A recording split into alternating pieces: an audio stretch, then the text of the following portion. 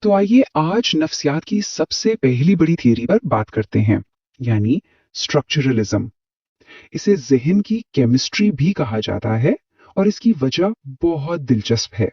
کبھی یہ خیال آیا ہے کہ ہماری سوچیں، ہمارے خیالات یہ آخر ہیں کیا؟ مطلب کس چیز سے بنی ہے یہ؟ ان کا بنیادی جز، بنیادی عنصر وہ کیا ہے؟ تو بس اسی سوال کا جواب ڈھونڈنے کی جو سب سے پہلی سائنسی کوشش ہوئی نا، اسی کا نام ہے اسٹرکچرلزم۔ یہ نفسیات کا پہلا مکتبہ فکر تھا۔ اس کا مقصد تھا ذہن کے اسٹرکچر، یعنی اس کی ساخت کو سمجھنا۔ بالکل ویسے ہی جیسے اگر کسی مشین کو سمجھنا ہو تو اس کے پرزے الگ الگ کر کے دیکھے جاتے ہیں۔ یعنی اسٹرکچرلزم کے ماہرین اصل میں سوچوں کے بنیادی عناصر تلاش کر رہے تھے۔ ان کی مثال بالکل ان کیمیا دانوں جیسی تھی جو مادے کو یعنی میٹر کو اس کے ایٹموں میں توڑتے ہیں۔ تو یہ لوگ ایک طرح سے ذہن کے ایٹم ڈھونڈ رہے تھے۔ تو سوال یہ ہے کہ یہ ذہنی کیمیا دان آخر تھے کون؟ چلیں دیکھتے ہیں کہ اس پوری تحقیق کی قیادت کس کے ہاتھ میں تھی۔ اس سلسلے میں دو نام بہت اہم ہیں۔ سب سے پہلے ولہیلم وundt۔ انہیں اسٹرکچرلزم کا بانی یعنی فاؤنڈر سمجھا جاتا ہے، اور ان کا کریڈٹ یہ ہے کہ انہوں نے جرمنی میں نفسیات کی سب سے پہلی لیب قائم کی۔ پھر آتے ہیں ان کے شاگرد ایڈورڈ ٹچنر۔ ان کا کام یہ تھا کہ وہ اس پوری سوچ کو امریکہ لے گئے اور وہاں اسے مشہور کیا۔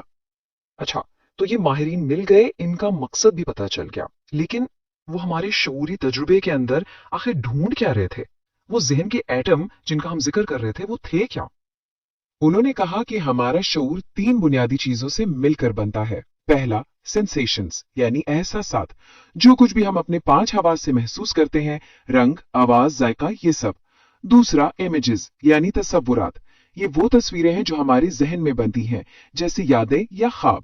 اور تیسرا، فیلنگز یعنی جذبات، خوشی، غم، غصہ، اس طرح کی چیزیں۔ ان کا ماننا تھا کہ ہر چھوٹی بڑی پیچیدہ سوچ انہی تین چیزوں کا مکسچر ہوتی ہے۔ لیکن یہاں ایک بہت بڑا سوال ہے، ذہن کے اندر ان چیزوں کو، ان بنیادی اجزاء کو وہ پہچانتے کیسے تھے؟ آخر ان کے پاس آلہ یا ٹول کیا تھا؟ تو اس کا جواب ہے ان کا طریقہ، جسے کہتے ہیں انٹروسپیکشن۔ اس کا مطلب ہے اپنے اندر جھانکنا۔ یہ خود مشاہدے کا ایک طریقہ تھا جس میں تربیت یافتہ لوگوں سے کہا جاتا تھا کہ وہ بہت آرام سے، بہت غور سے اپنے شعور، اپنے ذہن کے اندر دیکھیں اور رپورٹ کریں کہ وہاں کیا چل رہا ہے۔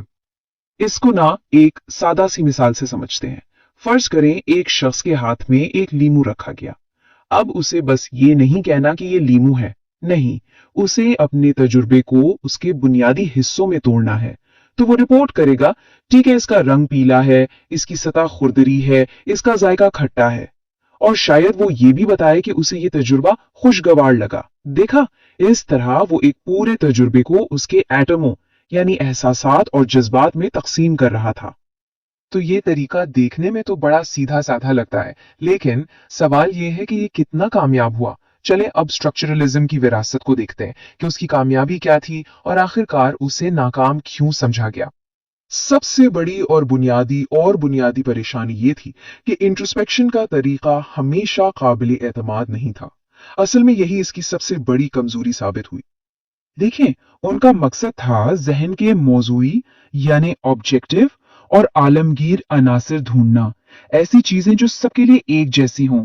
لیکن حقیقت بالکل اس کے الٹ تھی۔ ہر شخص کا ذاتی تجربہ اور اس کی رپورٹ دوسرے سے الگ ہوتی تھی۔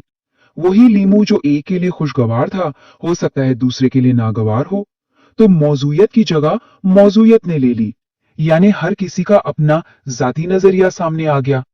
اور تنقید بس یہیں ختم نہیں ہوئی، کچھ اور مسئلے بھی تھے۔ مثال کے طور پر یہ طریقہ بہت محدود تھا۔ اس نے انسانی رویے یعنی کردار اور لاشعور یعنی انکانشیس مائنڈ کو تو بالکل ہی نظر انداز کر دیا۔ پھر جذبات جیسے پیچیدہ موضوعات کی سٹڈیز سے کرنا بہت ہی مشکل تھا، اور شاید سب سے اہم بات، الگ الگ لیبز میں کی گئی ریسرچ کے نتیجے بھی ایک دوسرے سے مختلف آتے تھے، کوئی کنسسٹنسی نہیں تھی۔ لیکن اتنی ساری خامیوں اور تنقید کے باوجود اس بات کو نظر انداز نہیں کیا جا سکتا کہ نفسیات کے لیے یہ ایک انتہائی ضروری، ایک بہت ہی اہم پہلا قدم تھا۔ تو اس سب سے حاصل کیا ہوا؟ सबसे पहली बात, स्ट्रक्चरलिज्म ने नफ्सियात को एक हकीकी साइंस के तौर पर कायम किया।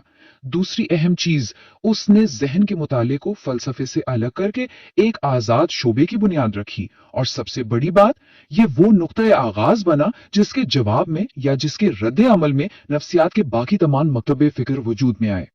तो आखिर में सवाल यही रह जाता है, अगर जहन को एटमों में तोड़ने का ये तरीका कामयाब नहीं हुआ, तो फिर नफ्सियात को आगे क्या करना चाहिए था? इनकी अगली कोशिश क्या होनी चाहिए थी? और जनाब, यही वो सवाल है जिसने आने वाले वक्त में नफ्सियात की